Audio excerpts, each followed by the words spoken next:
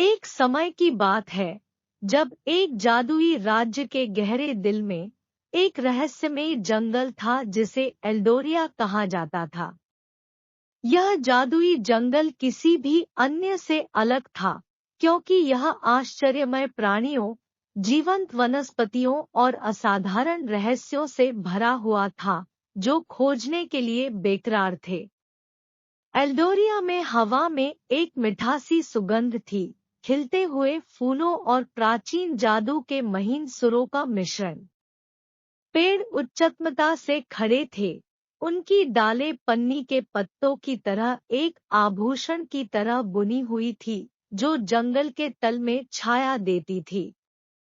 इस आश्चर्यमय क्षेत्र में वन्यजीव भी असाधारण थे, जैसे कि परियों, पिक्सीज और बात करने वाले जानवर जो सह संगठन से मिलकर निवास करते थे।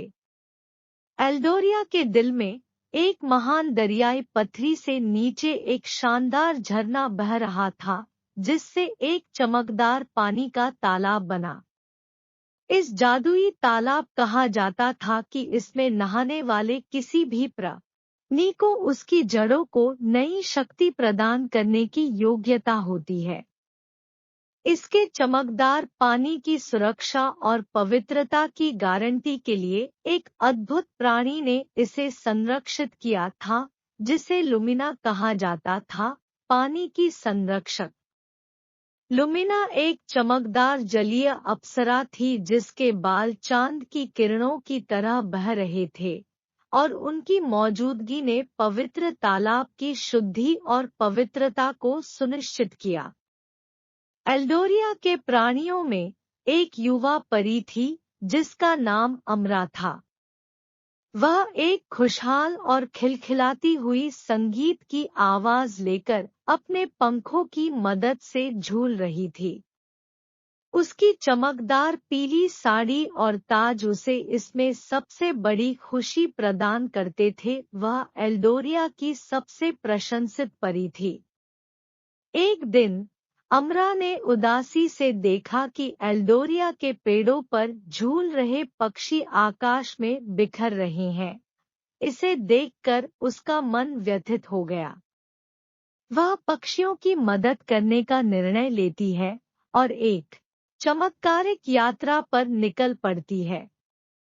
अमरा ने एक चारा ताल के पास पहुंचते हुए देखा कि एक बड़ा सा पक्षी एक जाल में फंस गया है। वह देखा कि पक्षी को बचाने के लिए वह अपने जादुई परी पंखों का इस्तेमाल कर सकती है। वह अपनी पंखों को फैलाते हैं और पक्षी को आजाद करने के लिए जादूगरनी का उपयोग करती है। जैसे ही पक्षी छोड़ा जाता है, वह अपने यात्रा को जारी रखती है।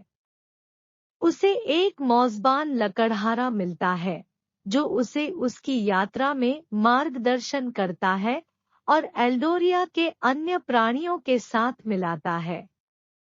यह एक चमत्कारिक यात्रा बन जाती है जहां अमरा ने खुद को और अपने प्राकृतिक दोस्तों को और अधिक समझा और प्रेम किया। वह अंतिम रूप से पहुंचती है पवित्र तालाब में और लुमिना को मिलती है जो उसे अपने यात्रा की प्रशंसा करती है और उसे अपना विशेष तोहफा देती है। अमरा खुशी से भर जाती है और प्राकृतिक जगत की अनंत सुंदरता को स्वीकार करती है। यहीं पर कहानी का अंत होता है, लेकिन एल्डोरिया का जादुई जंगल हमेशा रहता है, नए चमत्कारों और किस्सों से भरा हुआ, जो अमरा जैसे साहसिक और प्रेमी आत्माओं के लिए हमेशा खुला रहता है।